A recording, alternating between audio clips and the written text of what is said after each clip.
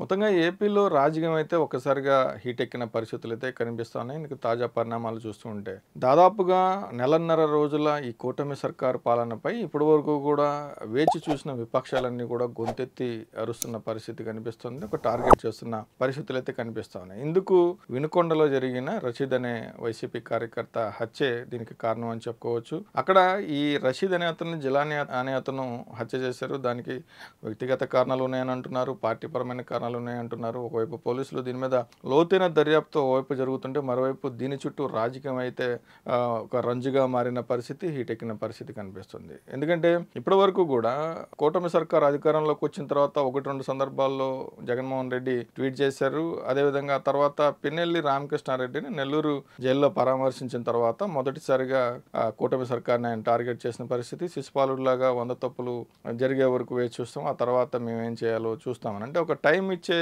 పని అయితే చేస్తా ఉన్నారు. ఎందుకంటే ఓటమి ఫలితాల నుంచి ఇంకా కూడా వైసీపీ నేతలు ఎవరు కూడా కోలుకోలేదని చెప్పుకోవచ్చు. అలాంటి పరిస్థితుల్లో అప్పుడున్న జగన్మోహన్ రెడ్డి సైతం తన మొదటి ప్రెస్ మీట్లో ఫలితాల తర్వాత జరిగిన మొదటి ప్రెస్ మీట్లో కూడా తనకు ఈ ఫలితాలు ఏమర్థం కావట్లేదు, అవాతాతలు అక్క చెల్లెమ్మల ప్రేమ ఏమైంది అర్థం కావట్లేదు అని ఒక ఆవేదన వ్యక్తం చేసిన పరిస్థితి.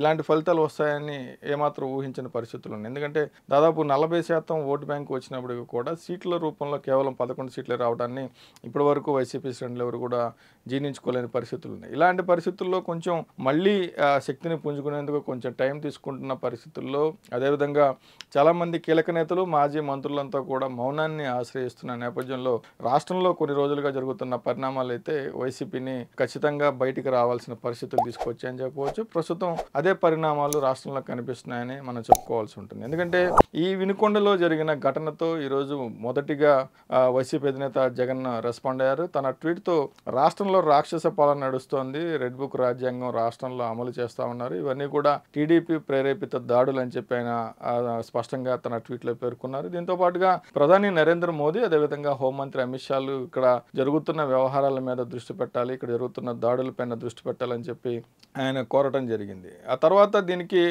మంత్రి నారా లోకేష్ కూడా ధీటైన కౌంటర్ ఇచ్చారు. ఎందుకంటే అలాంటి పాలన ముగిసిపోయి నెల రోజులు దాటిపోయింది. ఇక్కడ ప్రజలకి వారి మాన ప్రాణాలకి భంగం కలిగించని కూటమి సర్కారు ఉంది. కేవలం ఏదైతే ఫేక్ ప్రచారాలతో గతంలో బతికారో ఆ ఫేక్ ప్రచారాలని నమ్మని ప్రజలు సరైన తీర్పిచ్చారు, మీరు ఇంకా వాస్తవాలు తెలుసుకోవాల్సి ఉంటుందని చెప్పి ఆయన కూడా జగన్మోహన్ రెడ్డికి సరైన సమాధానం ఇచ్చే ప్రయత్నం చేశారు. ఆ తర్వాత కానీ మనం మొదటిసారిగా ఈ నెలన్నర పాలనలో ఒక్కసారిగా వైసీపీ నేతలంతా కూడా మొదటిసారి బయటకు వచ్చిన ఘటన అనేది ఈ వినుకొండ ఇన్సిడెంట్ ద్వారానే అనుకోవచ్చు. ఎందుకంటే రాష్ట్ర మాజీ మంత్రులందరూ కూడా అదేవిధంగా కీలక నేతలంతా కూడా ఈరోజు కూటమి సర్కార్ని టార్గెట్ చేసిన పరిస్థితి కనిపించింది. బయటకు వచ్చి ప్రెస్ మీట్లు పెట్టిన పరిస్థితి కనిపించింది. పార్టీ కార్యాలయాల మీద దాడులు జరిగినప్పుడు కూడా స్పందించిన నేతలంతా కూడా ఈరోజు స్పందించడం చూస్తూ ఉంటే ఖచ్చితంగా జనాల్లోకి వెళ్లేందుకు ఒక అస్త్రం దొరికినట్లుగా వైసీపీ భావిస్తుంది. ఇదే సమయంలో కూటమి సర్కారు కూడా జరుగుతున్న పరిణామాలు ఏవైతే కొద్ది రోజులుగా రాష్ట్రంలో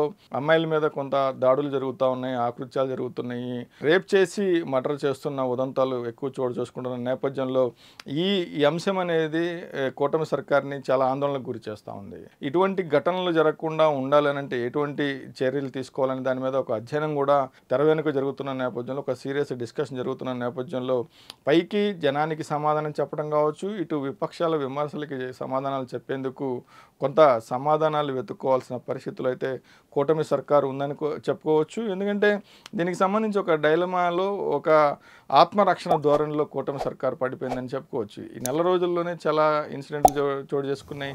మైనర్ బాలికల మీద ఆకృత్యాలు జరిగిన సందర్భాలు, మచ్చుమర్రి ఘటన అయితే ఇప్పటివరకు కూడా బాలిక డెడ్ బాడీ దొరకని పరిస్థితుల్లో తీవ్ర విమర్శలు పాలవుతుంది కూటమి సర్కారు. అయితే మిగతా అన్ని పార్టీలు దీని మీద విమర్శించినప్పటికీ కూడా ఈరోజు వినుకొండ ఘటన జరగడంతో ఇక ప్రతి ఇష్యూని కూడా ఇప్పుడు టార్గెట్ చేస్తున్న పరిస్థితిలో కొంత ఆత్మరక్షణలో కూటమి సర్కారు పడిందని మనం చెప్పుకోవచ్చు. ఇదే సమయంలో పిసిసి చీఫ్ షర్మిల కూడా తన స్వరం విప్పారు. ఈరోజు జరిగిన వినుకొండలో జరిగిన ఘటన గనక ఖచ్చితంగా అది వ్యక్తిగత కక్షతో జరిగితే నిందితుడిని కఠినంగా శిక్షించాలని, కేవలం అది కాకుండా రాజకీయ కక్షతో జరిగితే గనక కూటమి సర్కారు తమ పద్ధతి మార్చుకోవాలని చెప్పి ఆమె సీరియస్ వార్నింగ్ ఇచ్చిన పరిస్థితి కనిపిస్తుంది. అంటే ఒక రకంగా కూటమి సర్కారుపై వేరువేరుగా విమర్శలు చేసినప్పటికీ కూడా అన్నా చెల్లెళ్ళు ఇద్దరు కూడా, అటు జగన్ ఇటు షర్మిల ఇద్దరు కూడా కూటమి సర్కార్ని టార్గెట్ చేసిన పరిస్థితులు అయితే కనిపిస్తూ ఉన్నాయి. అదేవిధంగా గతంలో ఈ నెలన్నర రోజులుగా బయటకు రావడానికి, ఓటమి నుంచి బయటకు వస్తే ఏమవుతుంది, అదేవిధంగా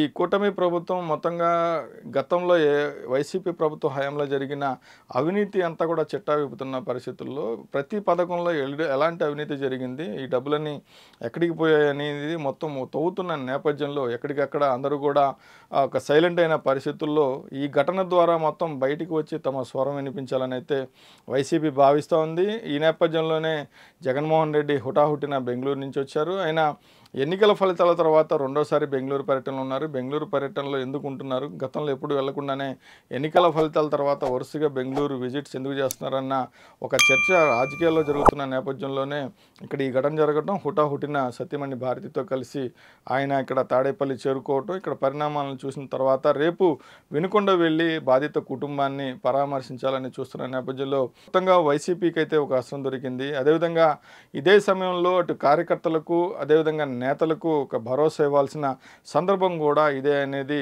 వైసీపీ అధినేత జగన్ భావించారు. దీంతో పార్టీ శ్రేణులకు ఒక దెబ్బకు రెండు పెట్టాలన్నట్టు ఇక్కడ కార్యకర్త హత్యకు కారణాలు ఏమైనప్పటికీ కూడా కూటమి సర్కారు నేపథ్యంలో తమను టార్గెట్ చేస్తూ దాడులు జరుగుతున్నాయని చెప్పి పదే పదే జగన్ ఆరోపిస్తున్న నేపథ్యంలో ఈ అస్త్రాన్ని మరింత ముందుకు తీసుకెళ్లాలి, ఈ అంశాన్ని మరింత ముందుకు తీసుకెళ్లాలని అయితే జగన్ భావిస్తూ ఉన్నారు. దీంతో ఇటు కేడర్కి పార్టీ నేతలకి ఒక భరోసా ఇవ్వడంతో పాటు మరోవైపు రాజకీయంగా ఎదురుదాడికి దిగటానికి కూడా ఇదే సరైన అవకాశం అని చెప్పి జగన్ భావిస్తూ ఉన్నారు. ఒకవేళ ఇప్పటికీ మాట్లాడకుండా ఉంటే ఉన్న కేడర్ కూడా చేజారిపోతుంది, ఉన్న నేతలు కూడా చేజారిపోతారు. కాబట్టి పార్టీ మనుగడ ప్రశ్నార్థకం అవుతున్న పరిస్థితుల్లో జగన్ అయితే తన బెంగళూరు పర్యటనను రద్దు చేసుకొని వచ్చి ఇక్కడ రేపు ఏం మాట్లాడబోతూ ఉన్నారు, వినుకొండలో తన స్వరం ఏ విధంగా చేయబోతూ ఉన్నారు, తన స్ట్రాటజీ ఏ విధంగా ఉండబోతుంది, అదేవిధంగా కూటమి సర్కారుపై పోరాటం ఏ విధంగా ఉండబోతుంది అనేది ఆయన రేపు తన వినుకొండ విజిట్లో తెల్లమవ్వబోతున్న పరిస్థితి కనిపిస్తుంది. అదేవిధంగా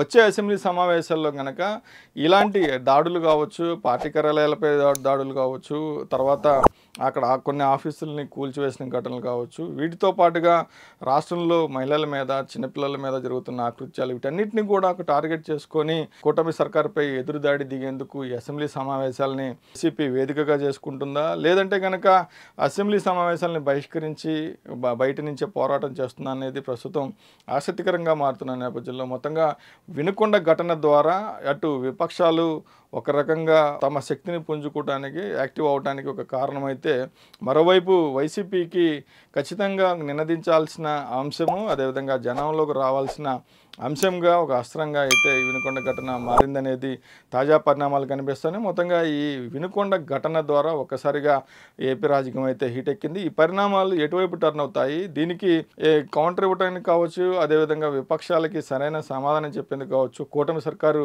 ఎలాంటి స్ట్రాటజీతో వెళ్ళబోతూ ఉంది అనేది మాత్రం ప్రస్తుతానికి ఆసక్తిని రేపుతూ ఉంది.